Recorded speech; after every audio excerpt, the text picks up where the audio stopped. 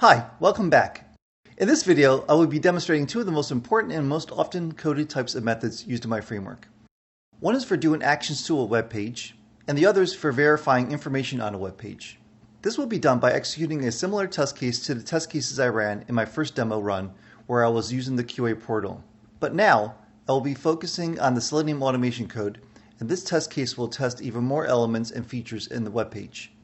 This video will help you better understand one of my next videos where I will demonstrate a data-driven version of the same test case using MySQL as the data source. I will show you the test case code at a high level that is simple and easy to read for anyone without coding knowledge to understand. Then demo the test execution and end this video by reviewing the test results. A deeper dive into this same Selenium code will be covered in a later video. Here's the test case I will be going over. Test_practice_form_01. The first three lines were covered in the navigation videos. As a refresher, these two lines are used to navigate to the Tools QA website and then to the Practice Forms webpage. This code creates an instance of the Practice Form class, so I can call my methods to automate the Practice Forms page. Let's look at the actual page again. Here it is, and this is the main part of the page. When the user fills in the form, the usual order is to start at the top left element, moving to the right, then moving down, again starting from the left to right, and repeating. If the user clicks the Browse button, a pop-up window displays, preventing the user to continue with actions in the form page until the user closes the pop-up. My code will also execute the actions in the same order. Let me show you the code. This is the section of code that will do all the actions in the practice form page. I will explain this code to make it easy for anyone without coding knowledge to understand. In a later video, I will go into technical details with a deep dive. I created a hash map object named popData that will hold information on the names of the elements in the form and the value to set for each element. The value could mean what is to type into an edit field, item to select from a list field, or actions, such as selecting a checkbox or clicking a button. I will go over a few examples now. This line is showing that the first name text field will not have any actions done to it because it is set to nothing. It does the same action as if I removed this line, which is what I would normally do if no action on a specific field was needed. Do not confuse this with deleting text. To do that, it needs to be set instead to the string null. This line indicates that the male radial button will be selected. And this line indicates that the sports checkbox will be selected. When you watch the test case execute, pay attention to see how all these radial buttons and checkboxes will be selected and unselected. All of these lines here are similar as they inform what values to put into the hash map pop data. That information is sent into a method I created named pop, which is the method that will do all the actual actions in the web page. So it is only at this line of code when the actions will take place. But what if I want to repeat the action again in the same test? I can do that with all the elements again, or with just some of them, and with different values, as is shown in this section of code where only 3 elements will be manipulated.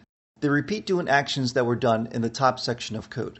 All of the other elements will be ignored, so no action will be done to them. Pause here to see if you can figure out what this code will do.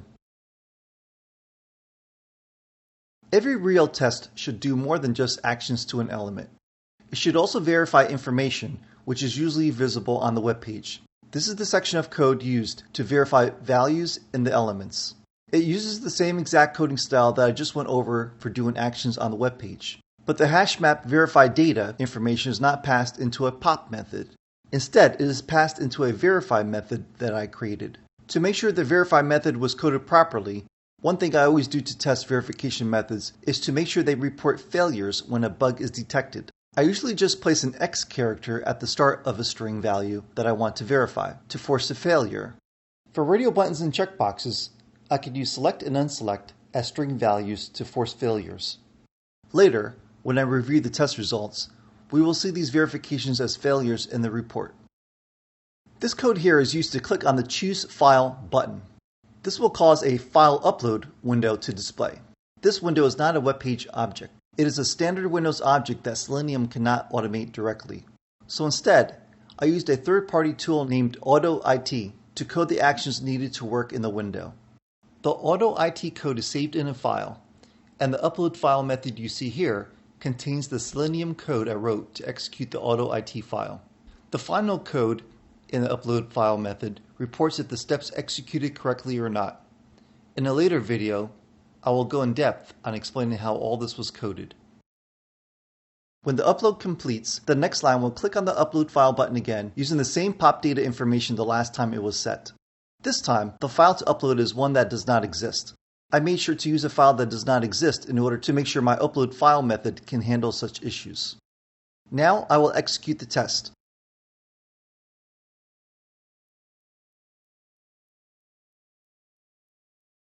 The log file opens.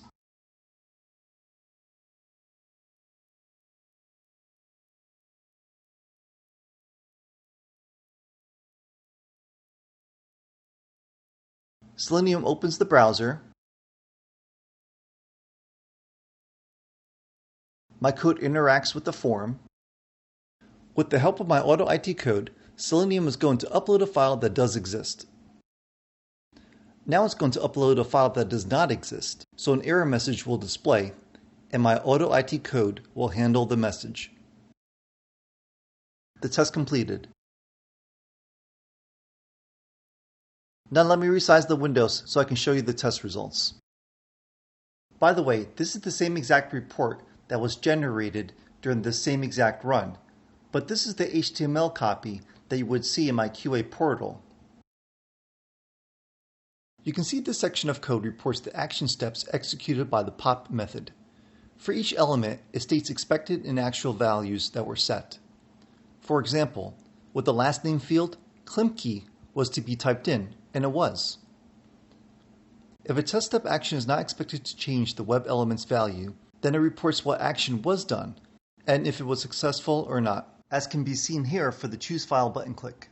So this section is stating if each step could be completed or not. This section reports not the actions, but verifications that were done by the verify method. I know this because these steps contain the keyword verify. No actions were done here.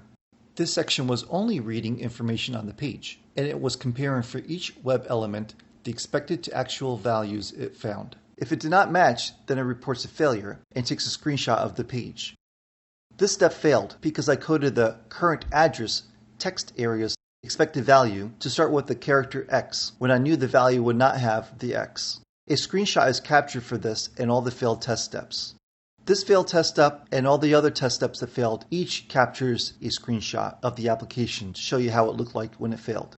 Here's the step that verified a particular file could be uploaded. And here's another step that verified if a particular file could be uploaded, but this time it failed. If you want to look at this report some more, you can pause the video now. If you have any questions, please look for my email address in the description below this video and send them to me, and I will reply back with answers. You can also find a link to the next video to watch in the description below. Thank you.